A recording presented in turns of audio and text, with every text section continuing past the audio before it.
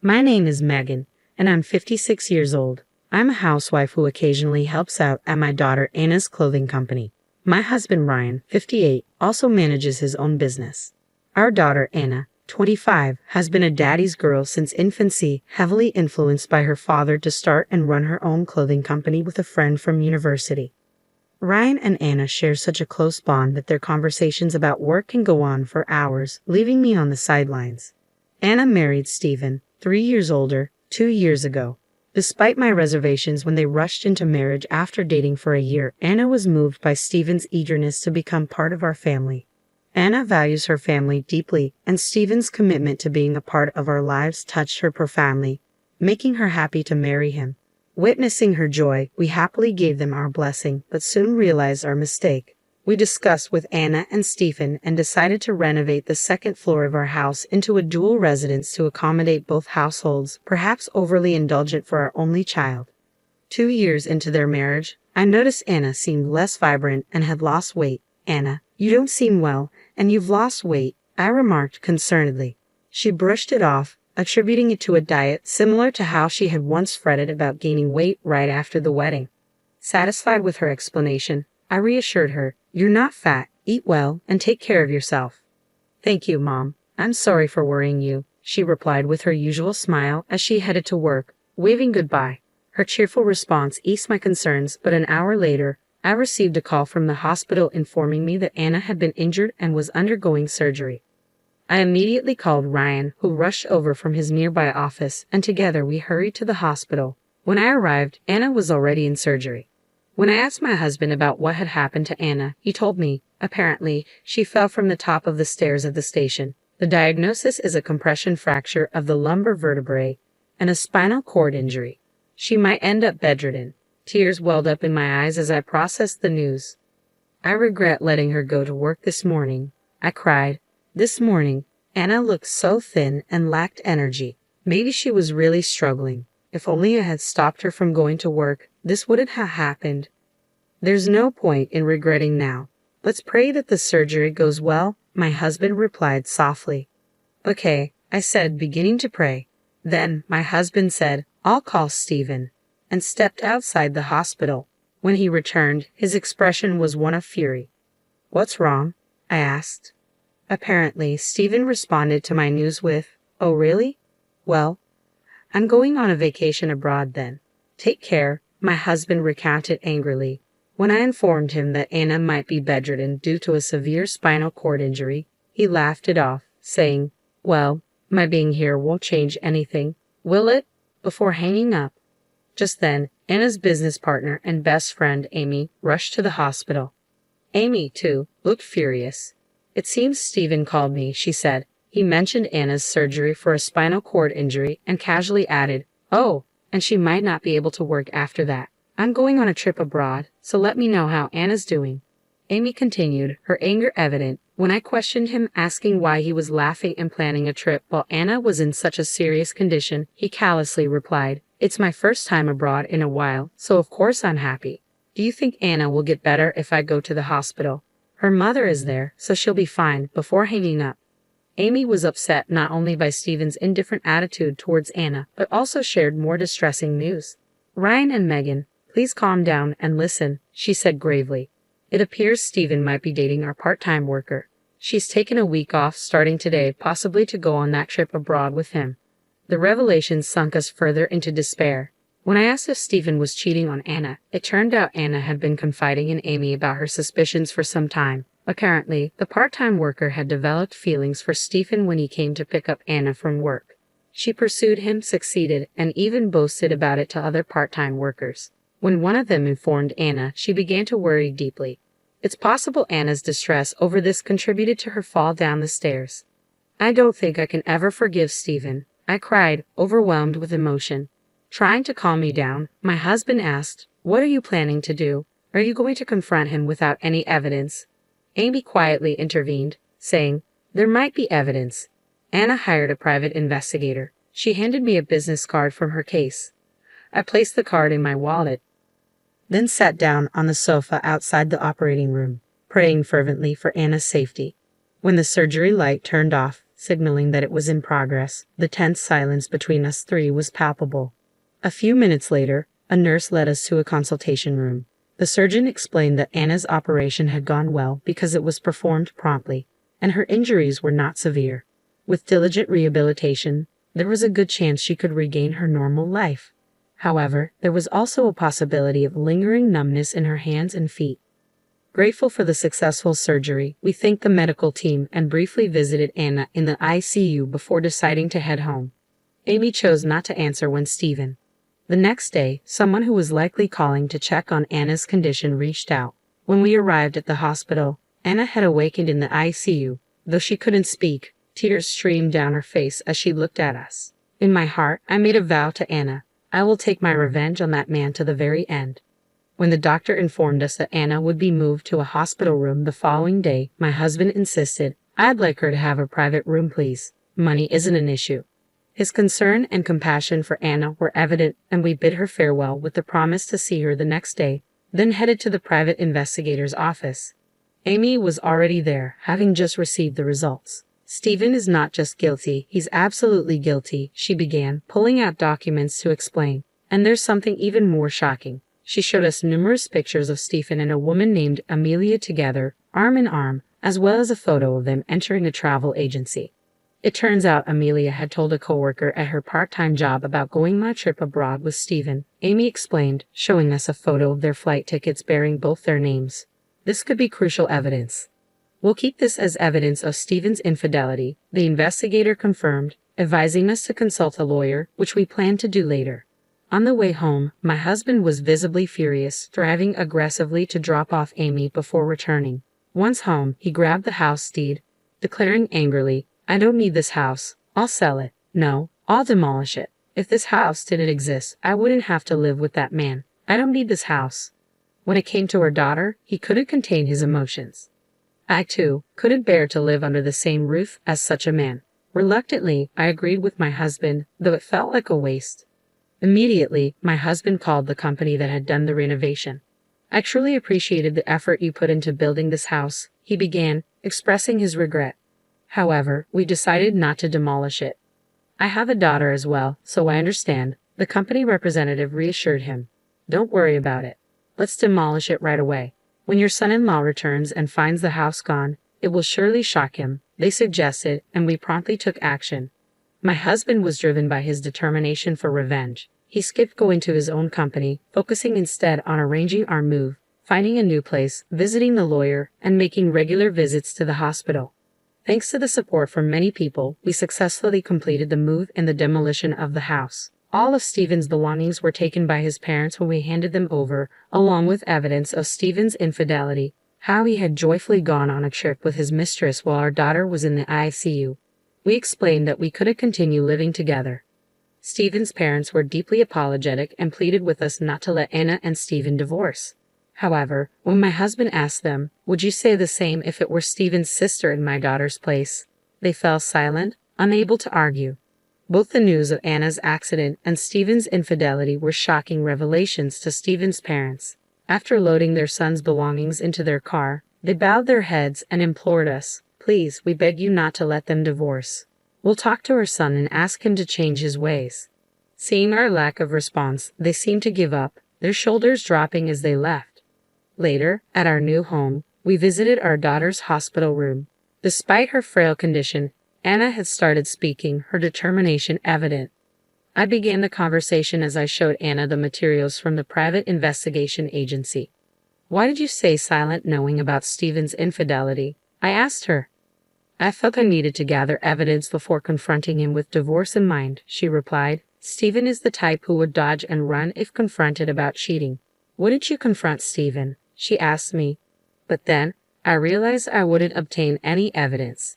It was clear she had resolved to divorce him. "If only you had asked me not to confront him, I would have endured it. It hurts to think you were worrying about this all by yourself," my husband said, his face showing signs of tears as he held Anna's hand. Then he recounted how he had demolished the house, arranged our move, met with Stephen's parents, and explained the situation before they picked up his belongings.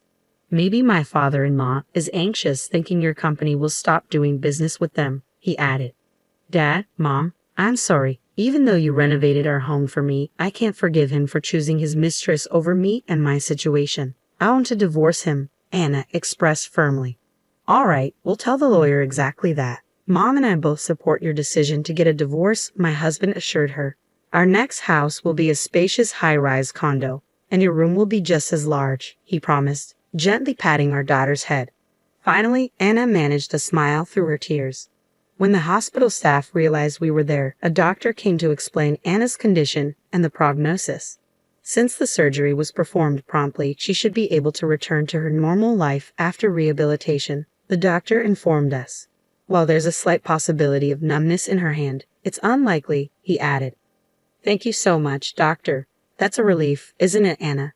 You don't need to worry anymore while walking, I reassured her. Anna stunned us with her revelation. I didn't fall down the stairs because I was lost in thought. Someone pushed me. Shocked, we questioned her repeatedly, each time met with her firm insistence that she was telling the truth, her eyes serious. She described catching a glimpse of the culprit, a woman with blonde hair, but couldn't recall her face, only the sensation of being pushed with both hands. Upon hearing this, the doctor said, "It's my duty to report this to the police for investigation." We agreed to let him handle it, seeing how tired Anna looked. We promptly shared the new development with our lawyer after concluding our call. Shortly after Stephen called, I heard from my father, "I'm coming home now. There seems to be a misunderstanding. Let's discuss it. If we clear things up, Anna and I won't need a divorce," he said, laughing as he spoke. "I'm glad I answered the phone," I muttered after hanging up. Later that evening, Stephen called again. This time Ryan answered. "The house is gone. What about my belongings? Going this far over a misunderstanding is ridiculous and utterly foolish. Where are you living now?" Stephen demanded. "Didn't your parents tell you? They took your belongings home," Ryan replied calmly. "What misunderstanding? We have evidence from the investigation agency," Ryan retorted, his tone mocking. Stephen grew frantic at the mention of evidence. "We're just friends. There's no romantic relationship. If we clear up this misunderstanding, tell me where you live." "My father told me not to return until this is resolved, so Anna and I can avoid divorce," he pleaded desperately. Ryan's single word, "impossible," caused Stephen to lose his temper. "You really broke into my house and removed my belongings, didn't you? I'll sue you for trespassing. If you don't want that, tell me your address. Are you ready to lose me, the one married into your family and your only current heir?" Stephen ranted. Amid Stephen's tirade, a woman's voice could be heard from his phone saying, "Enough already. Just break up. You couldn't even have a child with your wife." Hearing this, my husband hurriedly asked, "What about a child?" The call abruptly ended, leaving us puzzled, as we hadn't heard from the hospital doctor that Anna was pregnant. Though concerned about that revelation, we were more frustrated than angry at the thought of Stephen still being involved with that woman. The next day, after visiting our daughter in the hospital, my husband returned to work for the first time in a while. Around noon, Amy arrived at our house accompanied by another woman. The woman with Amy was Emma, a part-timer hired around the same time as Amelia, Stephen's mistress. Emma appeared visibly irritated by how Amelia treated her under the guise of friendship. For instance, whenever Emma went to buy lunch, Amelia would follow and place her own items on the counter, expecting Emma to pay. Despite Emma's complaints, Amelia brushed it off, claiming they were friends. Even at work, Amelia was known to slack off most of the time and leave promptly, avoiding overtime work. When Emma confronted her, Amelia justified her behavior by saying, "We're friends, so you should support my love life," causing further distress for Emma. Amy explained that Emma had come to consult with her about these issues and had some crucial information to share with us. When asked, Emma showed us messages on her smartphone that shocked us to the core. The screenshots revealed flirtatious conversations between Stephen and Amelia, along with incriminating photos of them together. What stunned us the most was Amelia's confession. She admitted to pushing Anna down the stairs. Her motive was chillingly clear. Stephen had allegedly told Amelia that Anna might be pregnant due to a late period. Believing that Anna's pregnancy could bring Stephen back to her, Amelia decided to act. She was pleased that her plan succeeded, leading to Anna's hospitalization and cancellation of the trip. Emma spoke with conviction. "I can't forgive her for trying to steal the CEO's husband and causing such chaos for her own convenience." It's horrifying, so I consulted with our vice CEO, Amy. We were taken aback by Amelia's audacity in sending evidence of the affair to Emma, but relieved to have her confession. I voiced my concern. I haven't heard anything about Anna's miscarriage from the doctor. She's not pregnant, Emma clarified. She's been stressed, which caused her irregular periods because of Stephen. Upon hearing this, my husband and I sighed in relief. So she wasn't pregnant after all. Armed with screenshots of Amelia's confession and pictures of her and Stephen together, my husband consulted a lawyer. The lawyer advised us to file a police report. The next day, we submitted printed screenshots as evidence. Throughout this, Stephen continued to call us daily, making veiled threats like, "I'll sue you for trespassing, and you'll be in trouble if I don't become the heir." Each time, we hung up without responding. Finally, the day of reckoning arrived. Following our lawyer's instructions, we summoned Stephen and Amelia to a conference room at my husband's company. "Come with your friend. We want to discuss this misunderstanding," my husband stated firmly. Stephen responded, "Okay, but when you realize it's a misunderstanding, you owe me and my friend an apology. And you'll compensate my parents too." Seeing him, I regretted more than ever letting my daughter marry him. We waited in the conference room with our lawyer. Stephen and Amelia arrived half an hour late. Spotting our lawyer, they seemed surprised and awkwardly laughed. "Why did you bring a lawyer? Let's just talk as a family." Following our lawyer's instruction, we asked them to take their seats. Stephen and Amelia sat down, visibly agitated. "First of all," Stephen began, "Amelia is just a friend. I have no romantic feelings for her," Stephen insisted, while Amelia nodded beside him. Our lawyer pressed further, showing them a picture of Stephen with another woman named Emily, his arm around her. Amelia's expression shifted to anger. "Wait a minute, are you saying you have another woman? What's your relationship with her? Weren't you going to marry me once you took over the company?" she shouted at Stephen. Stephen attempted to calm her. "I don't know this woman, she's just a friend. Please calm down."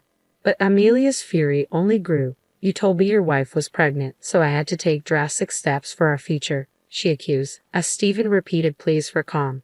Our lawyer interjected, "Emily has already admitted her relationship with Stephen. She's returned home and cut off contact with him." Upon hearing this, Stephen faltered. He covered his mouth, his face turning pale.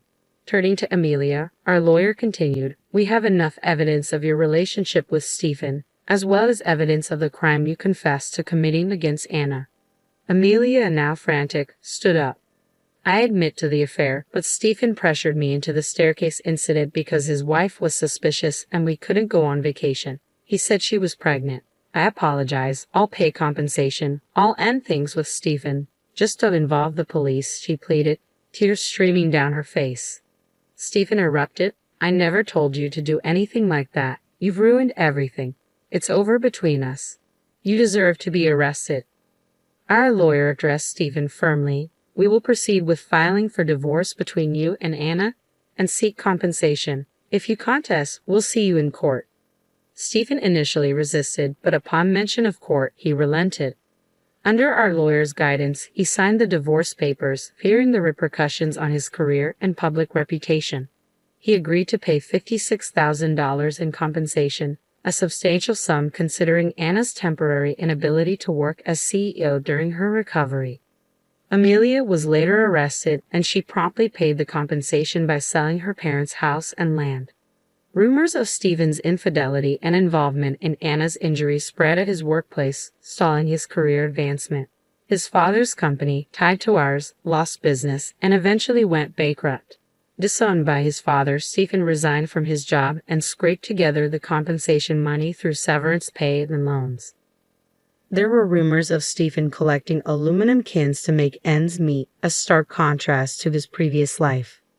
A year later, Anna returned to work after intensive rehabilitation, focusing on her health and career.